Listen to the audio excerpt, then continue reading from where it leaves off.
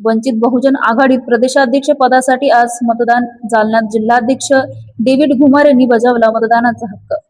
वंचित बहुजन आघाडीच्या प्रदेशाध्यक्ष पदासाठीच्या मतदान प्रक्रियेला राज्यभरात उत्साहात सुरुवात झाली आहे. जालन्यात वंचित बहुजन आघाडीचे जिल्हाध्यक्ष डेव्हिड घुमार यांच्यासह प्रमुख पदाधिकाऱ्यांनी उत्साहाने मतदानाचा हक्क बजावला.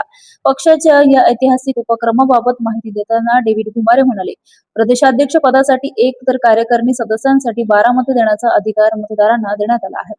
देशात पहिल्यांदाच अशा प्रकारे एका राजकीय पक्षाचे प्रमुख पदाधिकारी लोकशाही मार्गाने थेट मतदानाद्वारे निवडले जात आहे, अशी प्रतिक्रिया त्यांनी माध्यमांशी बोलताना दिली आहे. आज तुमच्या पक्षाच्या वतीने मतदान प्रक्रिया पार पडत आहे प्रदेशाध्यक्ष पदासाठी.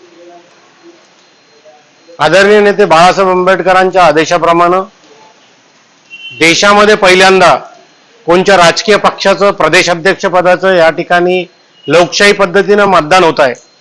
आज आम्ही या ठिकाणी मतदान करायला आलेलो आहे. मी सुद्धा एक वोटर आहे. अध्यक्षपदासाठी 1 आणि कार्यकारिणीतल्या सदस्यांसाठी 12 मते करण्याचा त्या ठिकाणी अधिकार आहे.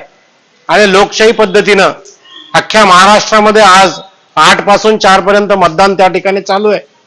आमच्या वोटरला आपल्या माध्यमातून सुद्धा मी विनंती करतो की 4 वाजेपर्यंत आपण त्या ठिकाणी येऊन मतदान करावं. या देशामधली ही सगळ्यात मोठी लोकशाहीची ही प्रक्रिया आहे. कोणत्याही राजकीय पक्षाने आतापर्यंत अशा प्रकारे लोकशाही पद्धतीने आपला प्रदेशाध्यक्ष निवडला नाही. हे एक ऐतिहासिक निवडणूक या ठिकाणी आदरणीय बाळासाहेबांच्या नेतृत्वाखाली त्या ठिकाणी होती आहे. धन्यवाद.